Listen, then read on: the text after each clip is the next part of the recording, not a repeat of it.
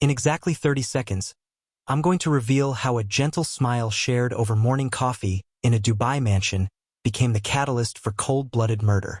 But first, let me ask you something that might make your stomach turn. What would you do if your forbidden desires collided with your family's honor? What if one moment of weakness destroyed 3 lives forever? Have you ever felt trapped by expectations? Suffocated by the life others mapped out for you? Have you ever looked at someone and thought, if only things were different? Do you know that burning feeling when you want someone you absolutely cannot have? Because if you've ever felt that pull, that magnetic attraction that defies logic and morality, then you understand exactly how Majid Al-Manssuri felt when he first saw Tess preparing his morning meal in his pristine Dubai kitchen. But here's what you don't understand yet, and what will haunt you long after this video ends. In Dubai's glittering elite circles, where reputation means everything and scandal means death, there are lines you simply do not cross. Period. The wealthy businessman knew this. His devoted wife knew this. Even Tess, the young Filipino cook with dreams bigger than her circumstances, knew this. Yet they crossed those lines anyway. And when those boundaries shattered, so did everything else. You're about to witness how a forbidden affair between a powerful businessman and his employee escalated from stolen glances to whispered promises, to a brutal act that shocked Dubai's most exclusive neighborhood. This isn't just another crime story. This is a masterclass in how passion, pride, and panic create the perfect storm for tragedy. But before we expose the devastating truth about what happened in that moonlit courtyard, I need you to understand something crucial. Stories like Tess's disappear when no one cares enough to listen. If you believe victims deserve justice, if you think domestic workers deserve protection, then prove it right now. Hit that subscribe button. Because when you don't engage, these stories die in silence, and monsters continue their crimes in darkness. Don't be the person who watches injustice unfold and does nothing. Subscribe now because your silence enables the next tragedy. Now, let me take you inside the Al-Manssuri villa, where luxury and tradition created the perfect breeding ground for forbidden love and inevitable murder. What started as innocent conversations over simmering pots would end with a young woman's life extinguished under Dubai's starlit sky. Are you ready to discover how paradise became hell? Dubai rises from desert sands like a mirage made manifest. A city where ancient Bedouin values clash with hyper-modern ambitions, where tradition wears designer suits and honor codes govern billion-dollar deals. In this contradictory metropolis, the Al-Manssuri family occupied the apex of society's pyramid. Their villa sprawled across 2 acres of manicured perfection in Emirates Hills, Dubai's most coveted address. Every marble column spoke of generational wealth. Every crystal chandelier reflected a legacy built on oil, real estate, and unwavering adherence to cultural expectations. The property wasn't just a home, it was a fortress designed to project power while concealing vulnerability. Majid Al-Manssuri commanded respect in boardrooms across the Gulf. His business empire touched everything from shipping to construction, his handshake worth millions, his word considered bond. Yet success came with invisible shackles. Every decision scrutinized by extended family. Every public appearance analyzed by social media. Every breath monitored by a society that demanded perfection from its elite. The weight of reputation crushed men lesser than Majid. In Dubai's upper echelons, scandal didn't just destroy careers. It obliterated bloodlines. Families had been banished for lesser transgressions. Fortunes dissolved overnight when honor became compromised. The message was crystal clear. Maintain the facade or lose everything. Amna Al-Manssuri embodied the ideal Emirati wife, graceful, charitable, devoted. She organized fundraisers for orphanages, hosted elegant dinners for diplomats, and never appeared in public without perfect composure. Her Instagram showcased philanthropic events and family gatherings, each post carefully curated to reinforce their spotless image. Behind her radiant smile lived someone who understood that her family's social standing rested on maintaining appearances at any cost. The household staff operated like clockwork. Gardeners who transformed desert into Eden, drivers who anticipated every need, housekeepers who ensured not a speck of dust disturbed the villa's pristine surfaces. Each employee signed comprehensive contracts that included strict confidentiality clauses. What happened within these walls stayed buried. Cultural expectations weren't suggestions, they were commandments carved in stone. Men provided and protected. Women supported and nurtured. Employees served silently. Everyone knew their place in the hierarchy. Step outside prescribed boundaries and face consequences that echoed through generations. The villa's security system rivaled military installations. Cameras monitored every entrance. Motion sensors tracked movement through corridors. Privacy wasn't just desired, it was engineered. The family controlled their narrative completely, deciding which moments the world witnessed and which secrets remained locked away. Yet beneath this meticulously constructed paradise, pressure built like steam in a sealed container. Majid felt suffocated by expectations that allowed zero margin for human weakness. Every conversation was performance. Every relationship transactional. Every emotion carefully managed to avoid showing vulnerability. The domestic staff witnessed this slow strangulation daily. They saw how Majid's shoulders sagged when boardroom doors closed. How Amna's smile faltered between public appearances. How the weight of maintaining perfection aged them beyond their years. The employees understood they served not just a family, but prisoners of their own success. In this environment where spontaneity was forbidden and authentic emotion dangerous, the arrival of anyone who represented freedom became intoxicating. Someone whose presence offered escape from suffocating expectations. Someone whose very existence challenged the rigid structures that held everything together. But every perfect facade cracks eventually. Every tragedy requires players willing to dance with destruction. In the Al-Manssuri villa, 3 souls unknowingly choreographed their own downfall. Majid Al-Manssuri stood 47 years tall, his salt and pepper beard meticulously groomed, his tailored suits worth more than most people's annual salaries. Board meetings energized him. Hostile takeovers thrilled him. But behind closed doors, exhaustion consumed him like acid. The man who commanded respect across the Arabian Peninsula felt hollow inside his own skin. 25 years of marriage had calcified into routine. Morning prayers, business calls, evening obligations. His life moved with mechanical precision. He craved spontaneity the way addicts crave their next fix. Every genuine laugh felt foreign. Every unguarded moment dangerous. Majid's therapist, sessions kept absolutely confidential, had diagnosed him with severe depression masked by functional perfectionism. The successful businessman who others envied was slowly suffocating under expectations he'd internalized so completely that rebellion seemed impossible. Until it became inevitable. Amna Al-Manssuri possessed the kind of intuitive intelligence that made her dangerous to underestimate. 42 years old, mother of 2 grown children studying abroad, she'd spent decades perfecting the art of reading people. Her charity work wasn't just philanthropy, it was psychological training. She studied human nature, recognized patterns, understood motivations that others missed. Friends called her lucky for landing such a successful husband. They didn't see how she monitored his phone habits, noticed changes in his cologne, tracked his emotional temperature with scientific precision. Amna loved Majid, but she also knew him. Every micro-expression, every tell, every sign that indicated when her husband was lying. She'd suspected affairs before, confronted him twice over questionable receipts and suspicious late nights. Both times, Majid had been innocent, and Amna's accusations had created weeks of tension.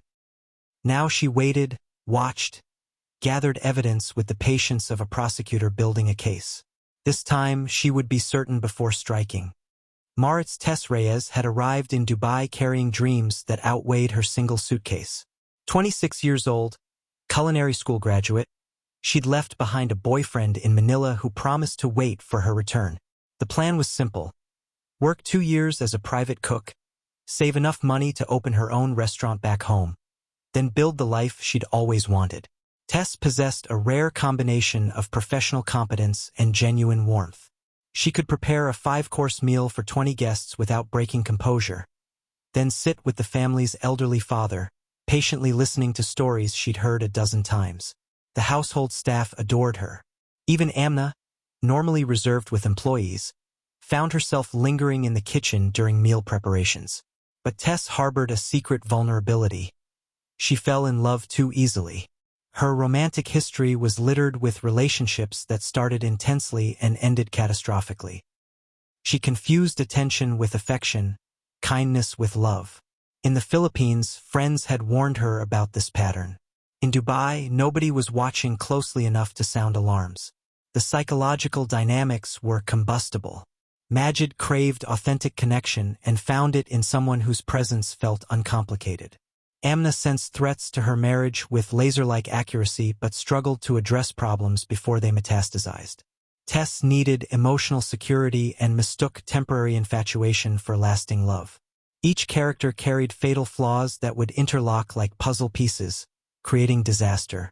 Majid's emotional starvation made him susceptible to the first person who offered genuine warmth. Amna's hypervigilance created paranoia that would eventually explode into confrontation. Tessa's romantic naivety blinded her to the dangerous territory she was entering. Here's what breaks my heart about stories like this, and why you need to hit that like button right now if you believe domestic workers deserve protection. Tess had no idea she was walking into a trap. The power imbalance made her vulnerable from day one, but nobody warned her. Nobody protected her. When we ignore these stories, we enable the next tragedy. The stage was set. The players positioned. The first act of this deadly drama was about to begin, and none of them understood they were already past the point of no return. 3 lives on a collision course with destiny. It started with coffee. Majid had always taken his morning espresso alone in his study, reviewing market reports while Arabic news channels murmured in the background. But on a Tuesday in March, construction noise from the neighboring villa made concentration impossible. He wandered into the kitchen seeking quiet, and found Tess grinding cardamom pods, her movements precise yet graceful. "I can prepare your coffee here, Mr. Al-Manssuri," she offered, her English tinged with the soft musical accent of Tagalog. "Perhaps with a touch of saffron? It pairs beautifully with the Ethiopian beans." That 15-minute conversation about coffee origins and flavor profiles was the first crack in the dam. Majid found himself returning to the kitchen under increasingly transparent pretenses. Checking meal plans, discussing grocery deliveries, sampling new recipes. Each excuse weaker than the last, each visit lasting longer than necessary. Tess began incorporating small personal touches into his meals. A hint of cinnamon because she'd noticed his sweet tooth, presentation styles that reflected his minimalist aesthetic. She paid attention in ways that felt foreign to someone accustomed to being served, not seen. "You seem tired today," she observed one morning, preparing his usual breakfast. "Perhaps green tea instead of coffee? It's gentler." When had anyone last noticed his fatigue? The kitchen became their neutral territory. Amna rarely entered during meal preparation, viewing cooking as beneath her social station. The other staff members worked different schedules. For 30 minutes each morning and evening, Majid and Tess occupied a space that felt separate from the villa's rigid hierarchy. Their conversations evolved from professional pleasantries to personal revelations. Tess shared stories about her grandmother's cooking, her dreams of opening a restaurant, her homesickness that struck without warning. Majid found himself discussing his college years in London, his early business failures, moments of vulnerability he'd never exposed to anyone. Physical awareness crept in gradually. The accidental brush of fingers while passing utensils. Standing too close while tasting dishes. Eye contact that lingered seconds beyond appropriate. The magnetic pull of forbidden attraction growing stronger with each encounter.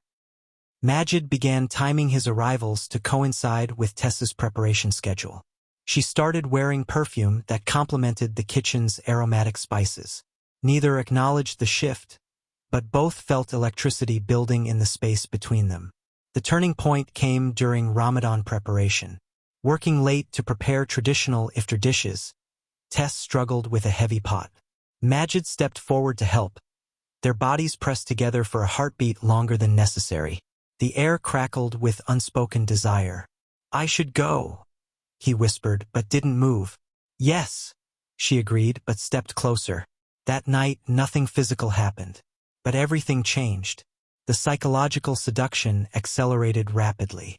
Forbidden desire operated by different rules, intensified by secrecy, amplified by risk, intoxicating precisely because it was impossible. What might have been casual attraction in normal circumstances became obsession under pressure. Majid found himself lying awake replaying conversations, analyzing every gesture, craving the next encounter like an addict counting hours until his next fix. The successful businessman who controlled million-dollar deals felt powerless against his growing need for a 26-year-old cook's attention. Tess experienced her own intoxication. The powerful man who could have any woman choosing her felt like validation of her worth. His intelligence, his worldliness, his obvious internal conflict made him seem deep, mysterious, worth the risk.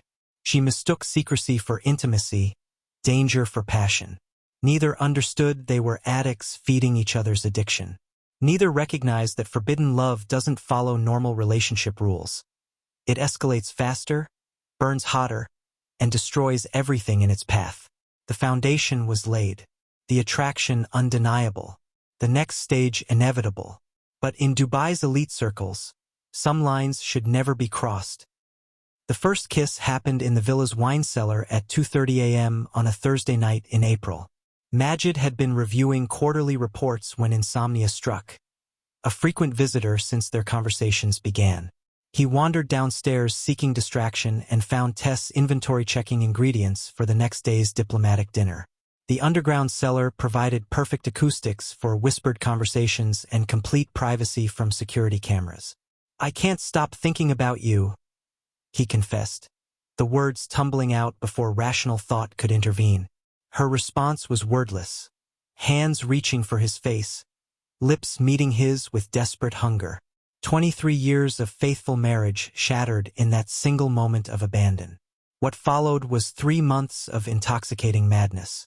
They developed an elaborate system of secret communication. Text messages disguised as work instructions. Hand signals during family dinners. Coded conversations in front of unsuspecting staff members.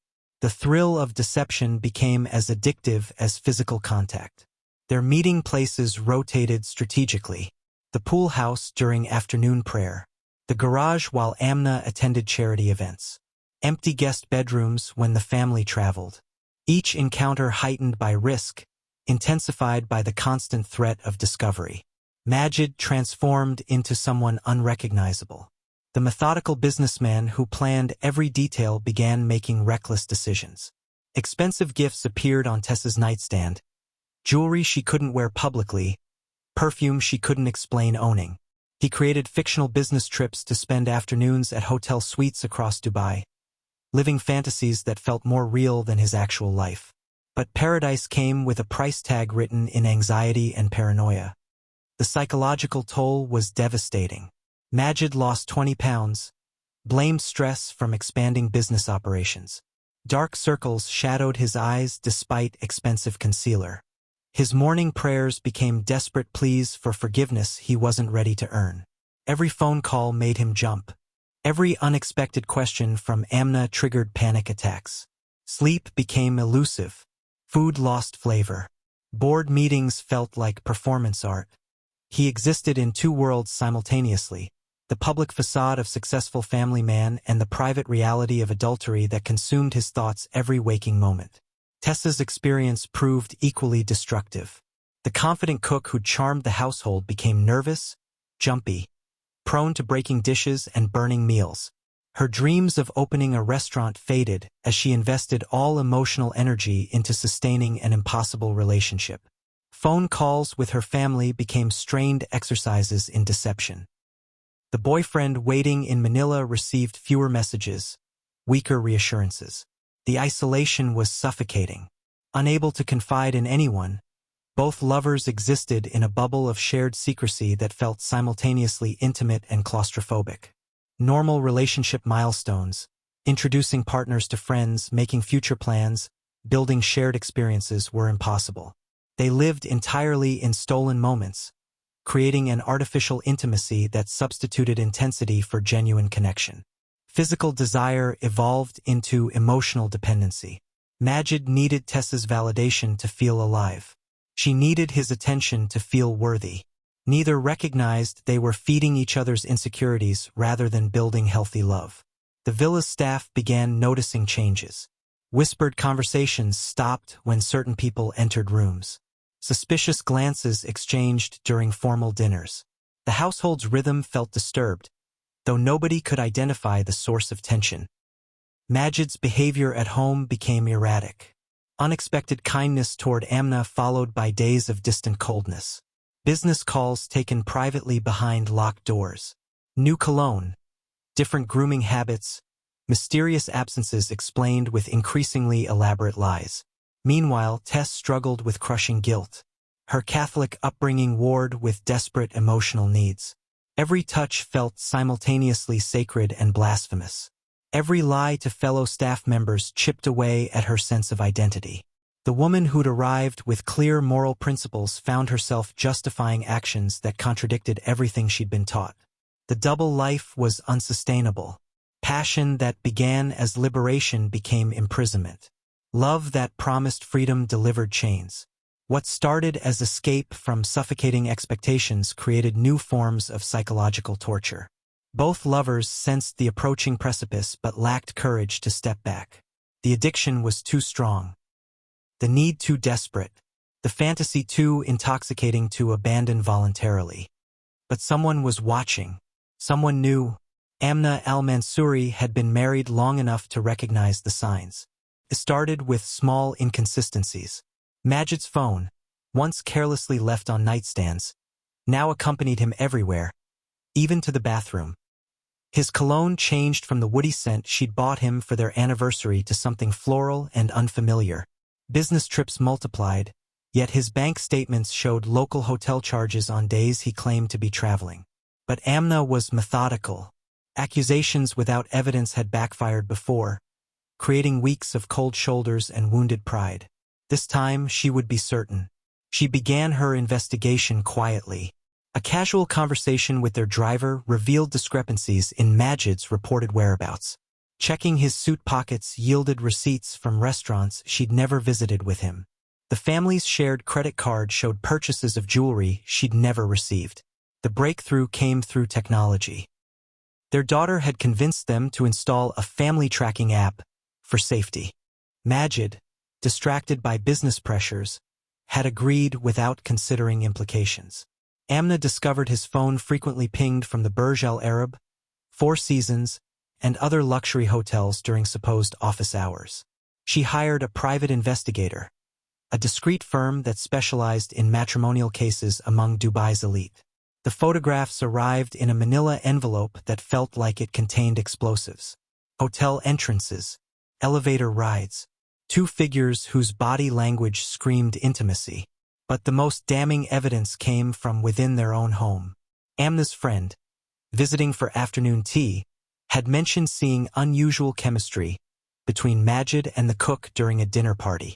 Initially dismissed as gossip, the comment planted seeds of suspicion that grew rapidly once watered with observation. Hidden in plain sight, their affair was everywhere once she knew what to look for.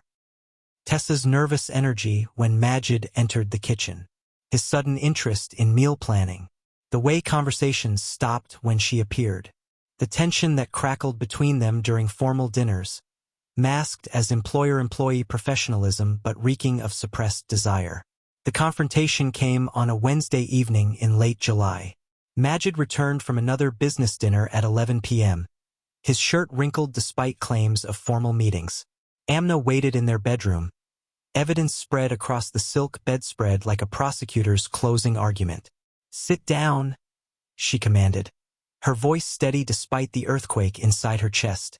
He froze in the doorway, recognizing the tone that had disciplined their children, managed household crises, and commanded respect at charity galas. This was Amna in full authority, and Majid was about to be destroyed by her precision. The Four Seasons. Room 1247. Last Tuesday at 3 p.m. She held up a photograph. The Burj Al Arab. Presidential suite. Thursday afternoon while I was at the orphanage fundraiser. His face drained of color. 23 years of marriage, Majid. 23 years of building this life together. And you're throwing it away for a girl young enough to be our daughter. The photographs told the complete story. Hotel entrances. Intimate dinners. The moment that confirmed her worst fears. A kiss captured outside a jewelry store. Her husband's hands cupping another woman's face with tenderness that once belonged exclusively to her. She's a child playing with fire, and you're a fool lighting the match. Amna continued, her composure cracking. Do you have any idea what this will do to our family? Our reputation? Our children? Majid attempted denials, then explanations, finally desperate promises to end everything immediately. But Amna had moved past negotiation into damage control mode. Share this video to expose how power corrupts relationships. Your share could prevent the next innocent victim from being manipulated by someone in authority. These stories need witnesses. You have 48 hours to end this catastrophe before I make decisions for both of us, she declared, tears finally breaking through years of practiced composure. That night, 3 lives would be changed forever. Majid found Tess in the villa's moonlit courtyard at 1:47 a.m. on Thursday night, her silhouette framed against jasmine vines that had witnessed countless family celebrations. She was waiting, as he'd requested in his cryptic text message. Meet me outside. We need to talk. She turned at his footsteps, expecting the passionate embrace that had become their ritual. Instead, she saw a man destroyed by 48 hours of sleepless torment. We have to stop, he whispered, his voice breaking like adolescent heartbreak. Amna knows. She has photographs, evidence, everything. Tess felt the ground shift beneath her feet. 3 months of stolen paradise collapsed into dust within seconds. What does that mean? She asked, though her trembling voice suggested she already understood. It means this ends tonight. Forever. The words hung between them like executioner's blades. Tess processed the implications rapidly, her visa tied to employment, her family's financial dependence on her salary, her boyfriend's marriage proposal waiting for her return to Manila. Losing this position meant losing everything. You promised me, she whispered, desperation creeping into her voice. You said we'd figure out a way to be together. I was lying to myself. To you. There is no way. But Tess had invested too much to accept destruction quietly. The sheltered girl from the Philippines was gone, replaced by someone who'd tasted power through intimate connection with Dubai's elite. She'd sacrificed her integrity, her relationships, her moral foundation for this man. Surrender felt impossible. I'll tell everyone, she threatened, panic making her reckless. Your business partners, your family, your children studying abroad. I'll expose everything unless you. Unless I what? Majid's composure finally shattered. Destroy my marriage? Abandon my culture? Throw away generations of family honor for a fantasy that was doomed from the beginning. The accusation struck like physical violence. Fantasy. As if months of emotional intimacy meant nothing. As if her feelings were disposable entertainment for a bored businessman. You used me, she said, tears streaming down her cheeks. I was just your midlife crisis toy. You knew exactly what this was. He shot back, guilt transforming into defensive rage. You're not some innocent victim. You're a grown woman who chose to seduce a married man for money and advancement. The cruelty of truth mixed with lies created toxic fury. Tess lunged forward, her small fists striking his chest repeatedly. 3 months of suppressed anxiety exploding into physical violence. You destroyed my life, she screamed, her voice carrying across the quiet neighborhood. I gave you everything. Majid grabbed her wrists to stop the assault, but she fought harder, her nails raking across his face, drawing blood that would later become crucial evidence. In that moment of chaos, rational thought abandoned him completely. Fear of exposure, shame at his own weakness, and pure animal panic created a perfect storm. His hands moved to her throat, initially to silence her screaming, then to stop the threat she represented to everything he'd built. The struggle lasted less than 90 seconds. Tessa's final breath carried the scent of jasmine and broken dreams. By dawn, a young woman's hopes lay shattered under Dubai's indifferent stars. The discovery came at sunrise when the head gardener arrived for his weekly maintenance of the courtyard's prized jasmine collection. Tess lay crumpled beneath the ancient olive tree, her chef's uniform twisted around her small frame, purple bruises marking her throat like a grotesque necklace. The gardener's screams brought the entire household running, transforming the villa from sanctuary into crime scene within minutes. Dubai police arrived with forensic teams that operated like precision instruments. Detective Inspector Rashid Al-Zabi, a 20-year veteran of homicide investigations, immediately recognized signs of struggle: torn fabric, defensive wounds, disturbed earth around the body. This wasn't random violence but intimate brutality. The villa became a maze of evidence collection. Photographers captured every angle while forensic specialists gathered samples of skin beneath Tessa's fingernails, blood droplets leading from the courtyard to the main house, fibers that would later match Majid's expensive shirt. Security camera footage revealed timeline inconsistencies in his alibi. Within 72 hours, the investigation focused entirely on Majid Al-Manssuri. His arrest sent shockwaves through Dubai's business community. The man who'd commanded boardrooms now sat in interrogation rooms, his designer suits replaced by orange detention clothing. Newspapers ran headlines in Arabic and English, social media exploded with speculation, and his construction empire began hemorrhaging contracts as international partners distanced themselves from scandal. The trial lasted 6 months and became Dubai's most watched legal proceeding of the year. Evidence mounted systematically: hotel receipts proving the affair, text messages recovered from deleted files, witness testimony from staff members who'd observed suspicious behavior.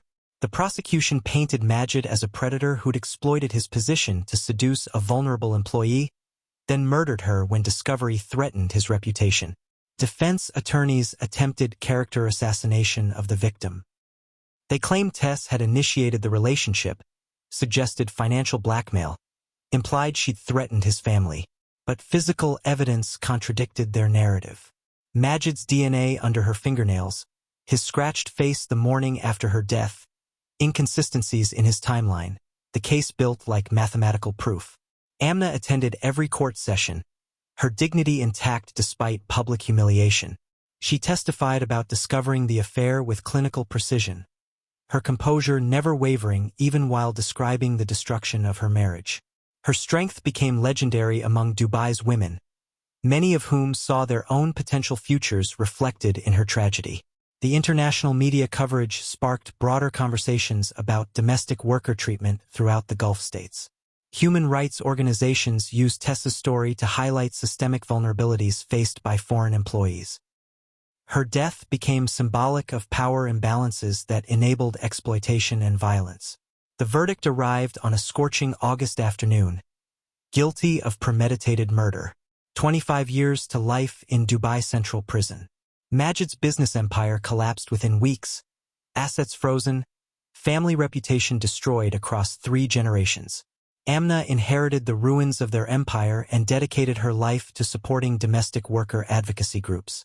She never remarried, never spoke publicly about the affair, but her charitable work became her testimony to the value of lives like Tessa's. But what lessons can we extract from this tragedy that consumed 3 lives so completely? Tess Reyes died because she believed love could conquer power structures designed to crush people like her. Her story exposes uncomfortable truths about vulnerability in wealthy households worldwide. Domestic workers, predominantly women from economically disadvantaged countries, enter environments where employers hold absolute authority over their livelihoods, legal status, and basic survival. When those employers abuse their position, victims face impossible choices: submit to exploitation or risk deportation and financial ruin. The psychological dynamics that destroyed Tess replay themselves in mansions across every continent. Lonely, powerful men seeking validation. Economically desperate women mistaking manipulation for affection. Wives who recognize threats but lack systems to address them before tragedy strikes. Majid's crime wasn't passion. It was calculated predation disguised as romance. He wielded his authority like a weapon, creating artificial intimacy that served his needs while destroying her future. When exposure threatened his reputation, he chose murder over accountability. This pattern of exploitation followed by violence reflects broader systemic failures that enable powerful men to treat vulnerable employees as disposable entertainment. Dubai's domestic worker community organized memorial services that drew hundreds of participants. Tess became their symbol, a young woman whose dreams died because someone with power decided her life mattered less than his reputation. Her story catalyzed policy discussions about worker protection, employer background checks, and legal recourse for abuse victims. The Al-Manssuri family name disappeared from Dubai's social registers. Their villa sold at auction, proceeds donated to organizations supporting foreign domestic workers. The message was clear. Even vast wealth couldn't purchase immunity from consequences when murder crosses cultural lines. But here's what breaks my heart most, and this is exactly why you need to prove you care about justice right now. Stories like Tess's happen every day in wealthy households worldwide, but most victims never get justice because nobody watches, nobody speaks up, nobody demands accountability. If this story affected you, prove it doesn't just entertain you. Hit that like button, subscribe to this channel, and ring that notification bell so you never miss stories that matter. And here's my challenge. If you're commenting asking, why won't you subscribe? Then you're telling me you're not really committed to supporting victims like Tess. Your engagement saves lives by keeping these stories visible. The price of forbidden love, when mixed with power and desperation, is always paid by the most vulnerable person in the equation. Thank you for watching this difficult but necessary story. Remember to subscribe for more true crime content that honors victims while exposing the systems that enable their suffering. Hit that notification bell. Justice needs witnesses.